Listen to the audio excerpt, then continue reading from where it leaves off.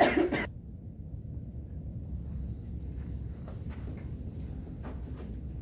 right, I'm Dr. George Fox. Whether you call me Dr. Fox or George or hey you, I'm fine with that. Mr. Fox is my brother, so you probably are not trying to address him, so just not Mr.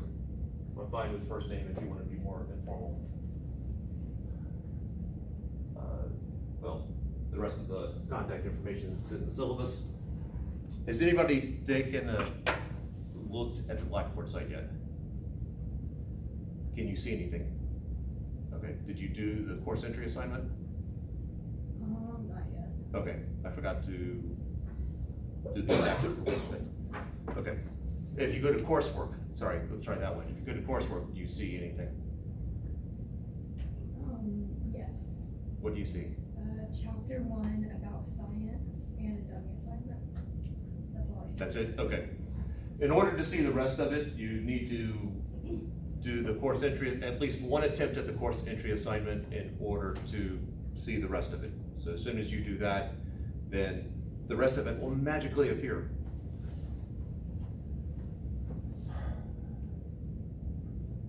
So we'll be starting on chapter 2. Chapter 1's there, just for the fun of it. I'm trying to kill just a little bit of time in case someone straggles in, but you know what, we'll go ahead and begin. All right, so we're gonna, I feel like there was something else I was gonna say before we did this. Oh yeah. This is part face-to-face, part online. So the lab piece of it officially is all face-to-face. I view this 11 to 2 o'clock block as whatever I want to do with it. So we might go a little bit long in the class part and a little bit less time on the lab, or vice versa. Or there might be a day in which we just not have lab, and instead we'll just do the joy of a 3-hour block for class. Since everybody is in both, I feel like I've just got that time. So we will be doing a lab today though. When you are doing the lab, there's an orientation video, lab orientation video, and lab orientation video with graphs. Please make sure you watch those. The labs are due a week after you do them, so there's going to be an overlap. So the lab you do today will be due next Monday. The lab you do Wednesday will be due the following Wednesday. If you want to hand it in early, that's fine. If you want to have me look at a copy, just say, hey, is this what you're looking for? I'm fine with that too. Making graphs, doing graphs using software like Excel, OpenOffice, Google Docs, LibreOffice, any of those is fine. If you have your own special software, that's fine. Doing it by hand, I will tell you the quality I'm looking for. I've had classes with people who were basically draftsmen. That's the kind of quality if you want to do it by hand. Please, it's going to be so much easier if you figure out how to do it with software, and it'll look nicer, unless of course you have some drafting training. Questions to hear?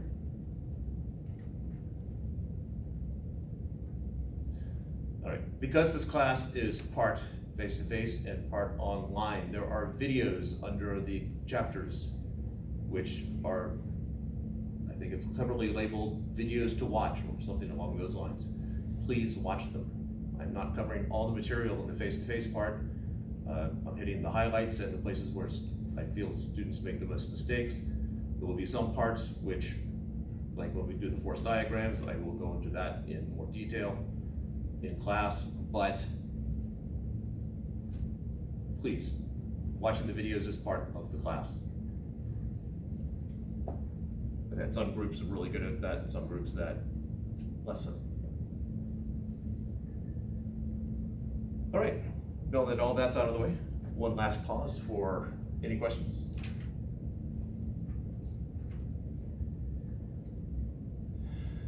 Personally, I'm not a fan of computers being open during class.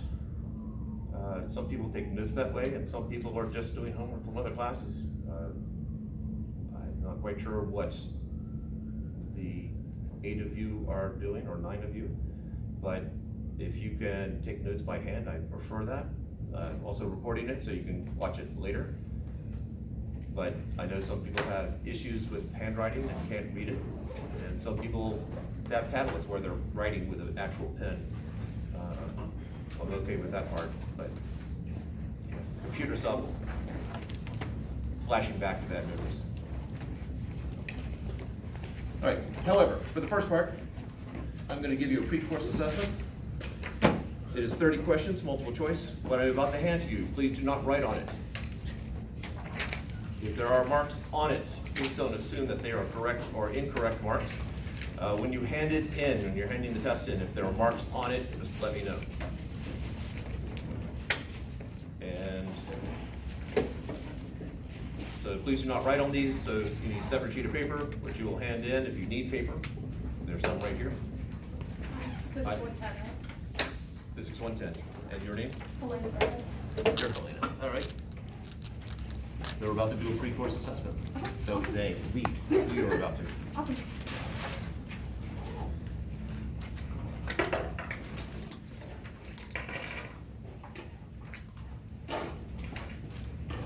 All right, so, again, please do not write on what I'm about to hand to you.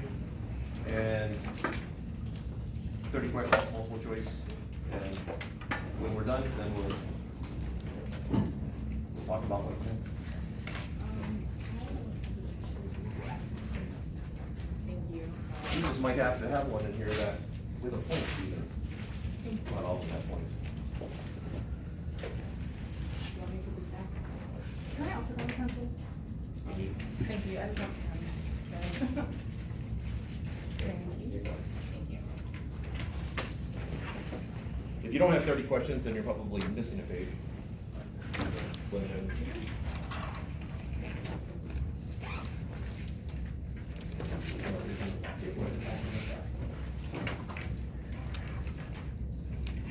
Take one fast, sideways and back. You are welcome.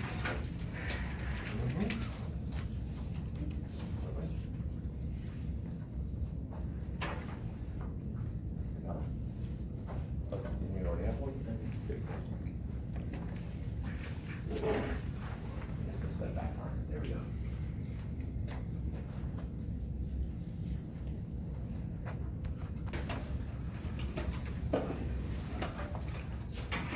Now, I'm sure you noticed my mask was on. My mask will be on, it'll be off. I'm in a transition period and probably inconsistent about when I have it on. All right, so why did Emily just lie about her strength and she's just a brute?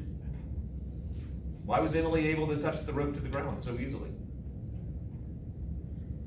Would it be because the downward force was greater than the force that like either of us were able to stretch it with? Oh, you were close. Okay. Her downward, I'm willing to bet her downward force was not greater than the force that you two were applying. Would it be the downward force combined with the force of gravity as well? I don't think the rope is that heavy. Did you feel like it was a heavy No. rope? Okay. Not particularly. And it was open to the group.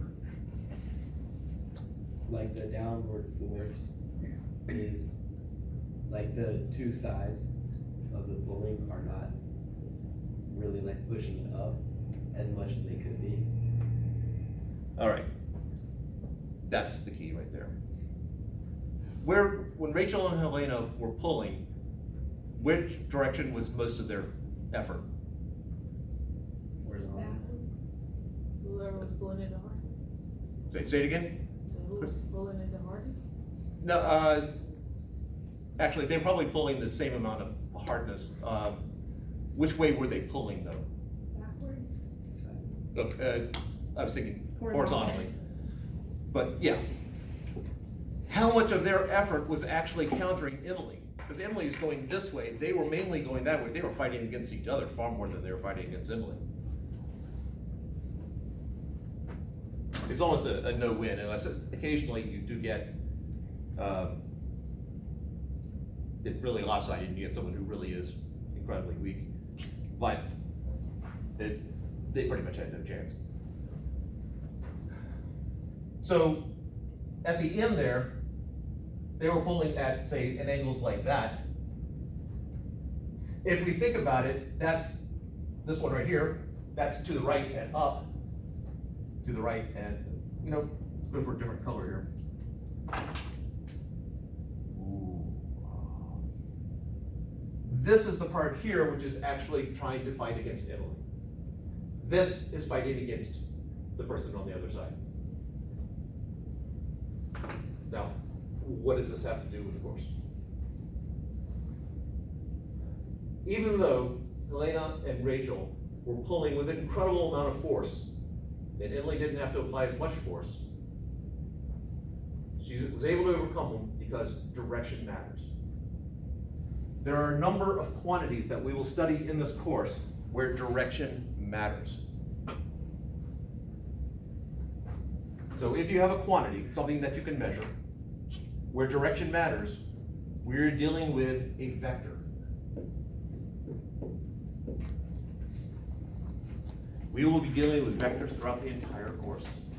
How many of you have dealt with vectors before? One.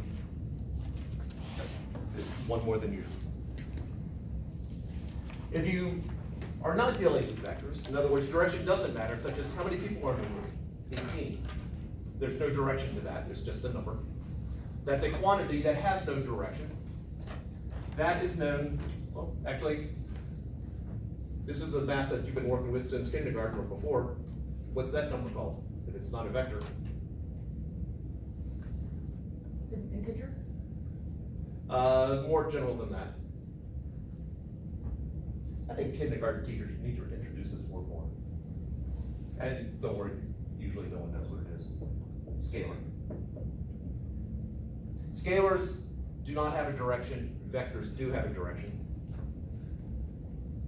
An example of a scalar is mass. The mass of an object, it's a scalar. An example of a vector, force. Now if you notice there's a different symbol, there's a symbol over the F that I don't have over the M. So when I'm representing a vector quantity, I put this little symbol over it just to say, hey, we're dealing with a vector, direction matters. No symbol over it, dealing with a scalar. So there's certain key vocabulary words. Force is a vector quantity. Position is a vector quantity.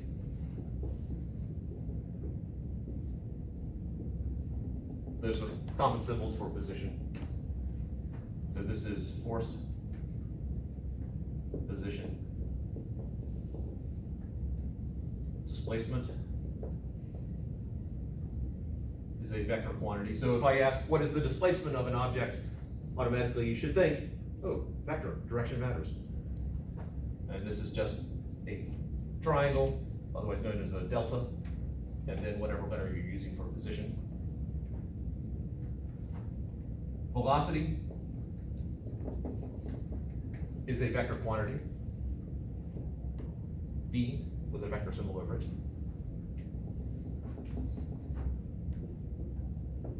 Acceleration is a vector quantity. And there are others that we'll come across as we go. Is A always the symbol for acceleration? I just feel like You throw the word always in there. It will be in this class. There are other Okay. ways I can express the exact same thing. But for this class, it'll be A. Yeah. Okay, thank you. What else have you seen? I haven't, I was just curious. Yeah, these are the only thing that where there's sort of an option are position. I tend to use X a lot, but the other ones typically are used depending upon the textbook. Okay. Scalar quantity, distance. Oh, this first one is mass. Distance is a scalar quantity. Delta X, delta Y. The difference in the symbol is I don't have the vector symbol over it. I don't have the arrow over it, that tells you we're dealing with distance. Speed is a scalar quantity, and it's just the v without the vector symbol.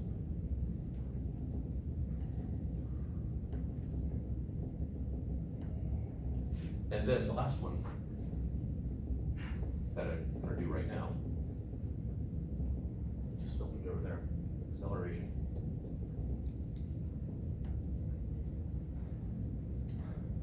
Fortunately, for most of them, there's a completely different word. I have distance, I have displacement. That gives the clue. Speed, velocity, that tells you what's going on. Acceleration and acceleration. Unfortunately, they did not consult me on that. It's just the way it is. The word acceleration can mean the scalar quantity or the vector quantity. On quizzes and tests, or, yeah, we'll just keep it generic like that. Quizzes and tests, if I'm asking what is the acceleration, I should put either the A without the vector symbol or the A with it so you know which one I'm talking about. I'm not necessarily gonna do it for speed. If I say speed, well, speed's a scalar. All right, so yes. What's an example of acceleration as a scalar quantity versus a vector quantity? It just a simple one. I go from my velocity initially is positive 10 meters per second. My final velocity, that's my initial, my final velocity is negative 5 meters per second. And I do that in 15 seconds.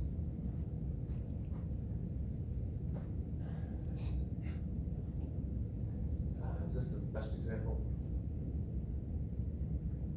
I'm gonna simplify it for right now and then That's fine, yeah.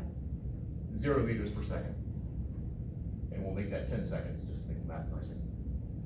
My acceleration vector is the change in velocity over the change in time.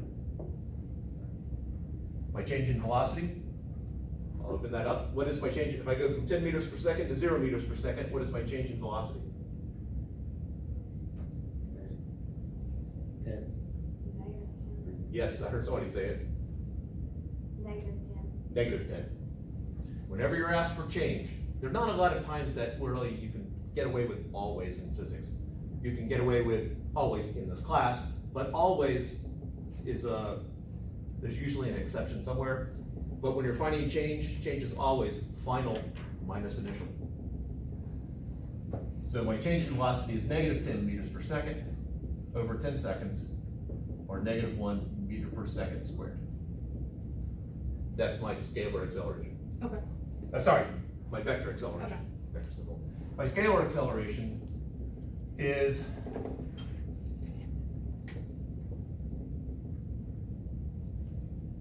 no, this is a bad example.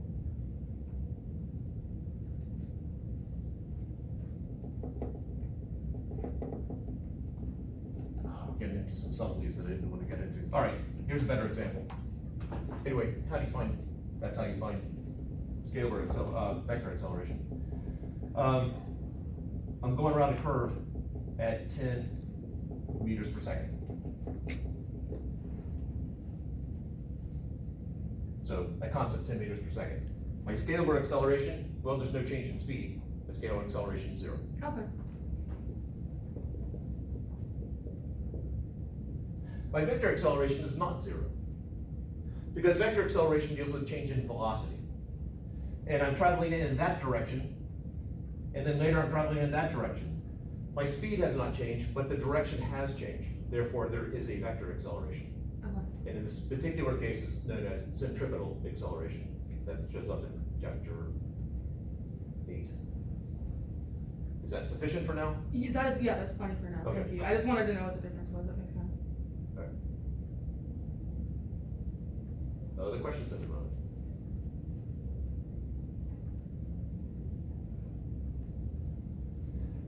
All right, so let's do a rough transition here.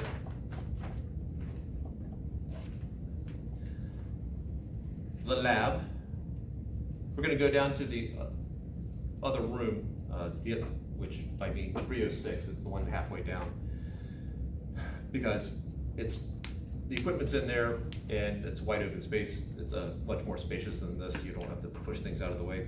Actually, you're less likely to push things out of the way because the desks are fixed to the ground.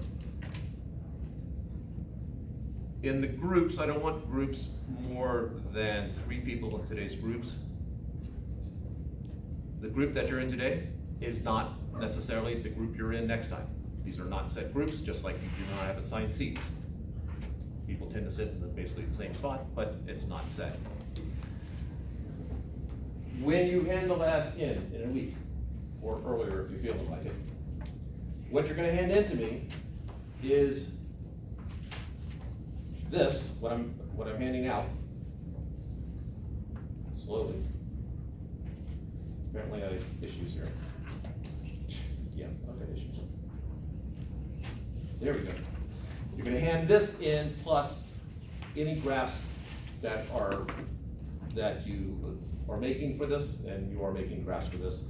So this plus the graph, plus any extra work that, scratch work, anything else. So you're not handing in just the data, just the results. You're not handwriting this all over again. I expect you to hand this in. It will eventually get posted where you can see it, at which point you can download it if the dog eats this one or whatever you happen to have. And, all right, it is 3 pages, so take 3 and then pass. Are we here for next Monday on Martin Luther King Jr.? Next Monday is Martin Luther King Jr. Day? So would this be due Wednesday? instead of- Yes, we do Wednesday. Thank you.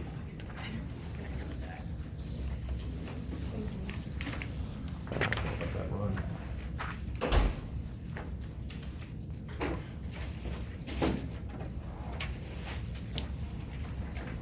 That should be more than one. I believe it's 3.